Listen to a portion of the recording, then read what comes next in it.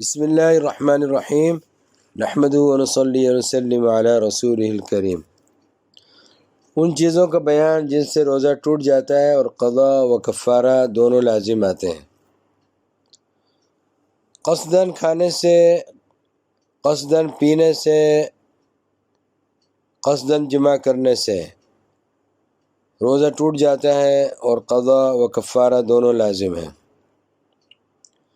اگر کسی نے کنڈم کے ساتھ کنڈم لگا کر جمع کیا تب بھی روزہ ٹوٹ گیا اور قضا و کفارہ دونوں لازم ہیں۔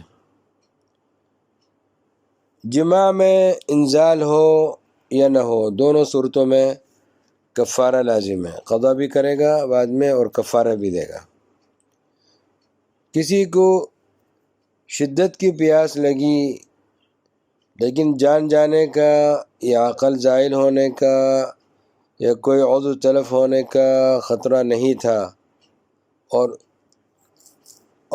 اس نے روزہ توڑ دیا تو قضا اور کفارہ دونوں لازم ہیں۔ ہاں اگر اتنی شدید پیاس تھی کہ جان جانے کا خطرہ تھا یا عقل زائل ہونے کا خطرہ تھا، یہ انسان کے اعضاء میں سے کوئی عضو تلف ہونے کا خطرہ تھا، تو اس حالت میں اس کے لیے روزہ افطار کر لینا جائز تھا، اس میں صرف قضا آئے گی، کفارہ نہیں۔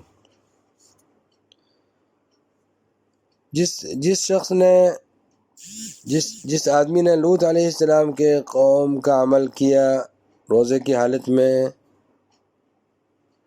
تو قضا اور کفارہ دونوں لازم ہیں، اور یہ شخص جو ہے بہت بڑا مجرم ہے، روزے کی حالت میں نہ ہو تب بھی یہ عمل حرام ہے، اور ایسا شخص بہت بڑا مجرم ہے۔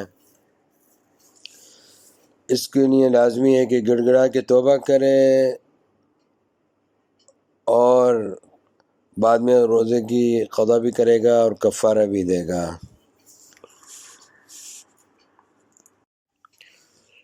اور کسی نے کوئی ایسی چیز کھائی جو بطور غذا کے کھائی جاتی ہے یا بطور دوا کے کھائی جاتی، یعنی دوا اس نے کھا لی لیکن اس کو حاجت نہیں تھی، حالت اس کی ایسی نہیں تھی کہ اگر نہ کھائی تو اس کے لیے خطرہ ہوتا ہے جان کا